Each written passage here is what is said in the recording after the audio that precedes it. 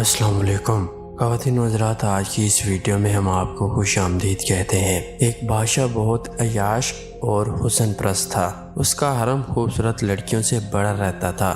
جس لڑکی پر اس کا دل آ جاتا وہ اسی شام اس کے بستر پر پہنچا دی جاتی تھی۔ بادشاہ کا وزیر بہت سمجھدار اور مخلص آدمی تھا۔ ہر کام میں بادشاہ اور اس کی رائے کو اہمیت دیتا تھا اور ہر مہم میں اس کو ساتھ شریک رکھتا تھا۔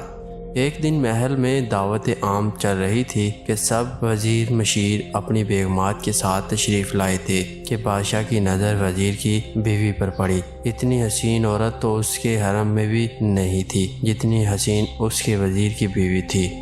حسب معمول بادشاہ کی رال ٹپک پڑی، لیکن مسئلہ یہ تھا کہ اس بار سامنے کوئی عام عورت نہیں بلکہ اس کے عزیز وزیر کی بیوی اور عزت تھی۔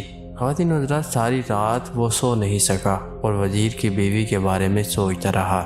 اس کو کوئی راستہ نظر نہیں آ رہا تھا۔ آخر کار اس کے دماغ نے ایک منصوبہ بنا لیا۔ صبح ہوئی تو بادشاہ نے وزیر کو دربار میں طلب کر لیا اور اس کو خط دے کر کہا کہ یہ خط فلاں ملک کے بادشاہ تک پہنچانا ہے، لیکن یہ خط تم خود لے کر جاؤ گے اور اتنے خفیہ خط کے لیے تمہارے علاوہ وہ کسی اور پر بھروسہ نہیں کر سکتا۔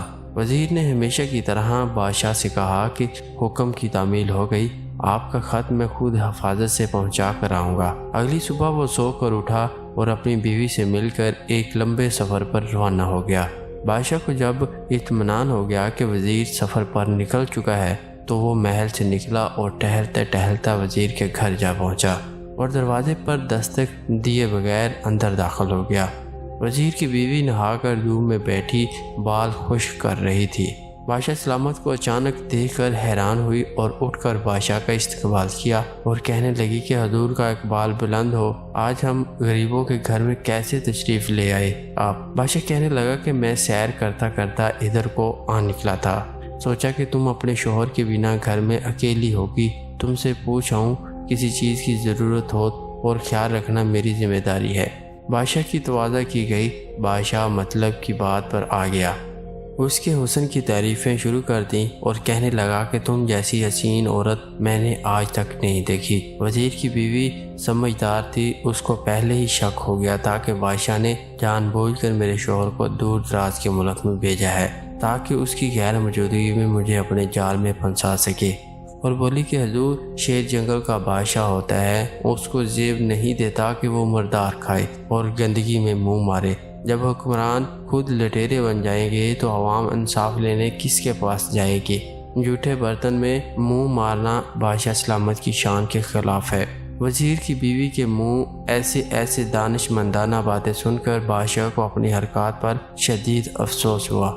وہ اٹھا اور باہر نکل گیا اور دوسری طرف وزیر جب تھوڑا آگے گیا تو اس کو یاد آیا کہ بادشاہ کا خط تو وہ گھر کے تکیے کے نیچے ہی بھول آیا ہے۔ اس نے گھوڑا واپس موڑا اور خط لینے گھر روانہ ہوا۔ اپنے گھر پہنچا تو تکیے کے نیچے خط نکالتے وقت اس کی نظر پلنگ کے نیچے پڑی بادشاہ کی نال یعنی چپل پر پڑی جو وہ جلدی میں بھول گیا تھا۔ فیروز کا سر چکرا گیا اور وہ سمجھ گیا کہ بادشاہ نے اس کو سفر پر اس لیے بھیجا تاکہ وہ اپنا مطلب پورا کر سکے۔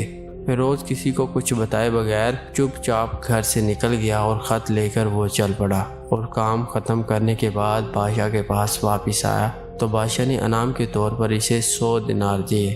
فیروز دینار لے کر بازار گیا اور عورتوں کے استعمال کی کچھ کپڑے خرید لے اور گھر پہنچ کر بیوی کو سلام کیا اور کہا کہ چلو آپ کے ماں باپ کے گھر چلتے ہیں۔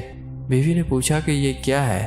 کہا کہ بادشاہ نے انعام دیا ہے اور میں چاہتا ہوں پہن کر اپنے گھر والوں کو بتاؤ۔ تو بیوی بولی جیسے آپ چاہو، اور بیوی تیار ہوئی اور اپنے والدین کے گھر اپنے شوہر کے ساتھ روانہ ہوئی۔ داماد اور بیوی کو لائے گئے سامان کو وہ لوگ دیکھ کر بہت زیادہ خوش ہو گئے۔ فیروز بیوی کو چھوڑ کر واپس آ گیا اور 1 مہینہ گزرنے کے باوجود نہ بیوی کا پوچھا اور نہ اس کو واپس لے آیا، اور پھر کچھ دن بعد اس کے سالے اس سے ملنے آئے۔ اس سے پوچھا کہ فیروز آپ ہماری بہن سے غصے اور ناراضگی کی وجہ بتا دیں یا پھر ہم آپ کو قاضی کے سامنے پیش کریں گے۔ تو فیروز نے کہا کہ اگر تم چاہو تو کر لو پیش، لیکن میرے ذمہ اب اس کا کوئی حق باقی نہیں، جو میں نے ادا کیا ہو وہ لوگ اپنا کیس قاضی کے پاس لے گئے۔ تو قاضی نے فیروز کو بلایا اور قاضی اس وقت بادشاہ کے ساتھ بیٹھا تھا۔ لڑکی کے بھائیوں نے کہا کہ اللہ بادشاہ سلامت اور قاضی کو قائم اور دائم رکھے۔ قاضی صاحب، ہم نے ایک سرسبز باغ پھلوں سے بھرے ہوئے اور ساتھ میں میٹھے پانی کو کنواں اس شخص کے حوالے میں دیا تو اس شخص نے ہمارا باغ اجاڑ دیا، سارے پھل کھا لیے اور درخت کاٹ لیے اور کنویں کو خراب کر کے بند کر دیا۔ قاضی فیروز کی طرف متوجہ ہو کر پوچھا، اے لڑکے، تم کیا کہتے ہو؟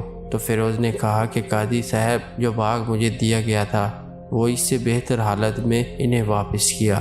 قاضی نے پوچھا، کیا اس نے باغ تمہارے حوالے اسی حالت میں واپس کیا تھا جیسے پہلے تھا؟ انہوں نے کہا، ہاں، ویسی ہی حالت میں واپس کیا ہے، لیکن ہم اس سے باغ واپس کرنے کی وجہ پوچھنا چاہتے ہیں۔ قاضی نے کہا، ہاں فیروز، تم کیا کہنا چاہتے ہو اس بارے میں؟ فیروز نے کہا کہ قاضی صاحب، باغ میں نے کسی بغض یا نفرت کی وجہ سے نہیں چھوڑا، لیکن اس لیے چھوڑا کہ ایک دن میں باغ میں آیا تو اس میں نے شیر کے پنجوں کے نشان دیکھے تو مجھے خوف ہوا کہ شیر مجھے کھا جائے گا، اس لیے شیر کے اکرام کی وجہ سے میں نے باغ میں جانا بند کر دیا۔ بادشاہ جو ٹیک لگائے یہ سب کچھ سن رہا تھا اٹھ کر بیٹھ گیا اور کہا، فیروز، اپنے باغ کی طرف مطمئن ہو کر جاؤ، اللہ اس میں کوئی شک نہیں کہ شیر تمہارے باغ کی طرف آیا تھا۔ وہ وہاں پھر نہ تو کوئی اثر چھوڑ سکا اور نہ کوئی پتا توڑ سکا اور نہ ہی کوئی پھل کھا سکا۔ وہ وہاں پر تھوڑی دیر رہا اور مایوس ہو کر لوٹ گیا، اور خدا کی قسم میں نے کبھی تمہارے جیسے باغ کے گرد لگے مضبوط دیواریں نہیں دیکھی۔ تو فیروز اپنے گھر لوٹ آیا اور اپنی بیوی کو ساتھ واپس لایا۔ نہ تو قاضی کو پتہ چلا اور نہ کسی اور کو کہ ماجرا کیا تھا۔ کیا خوب بہتر ہے کہ اپنے اہل و عیال کی راز چھپانا تاکہ لوگوں کو پتہ نہ چلے، اپنے گھروں کے بھید کسی پر ظاہر نہ کرو۔ اللہ آپ لوگوں کی اوقات خوشیوں سے بھر دے، آپ کو اور آپ کے اہل و عیال کو اور آپ کے مال کو حفظ و امان میں رکھے، آمین۔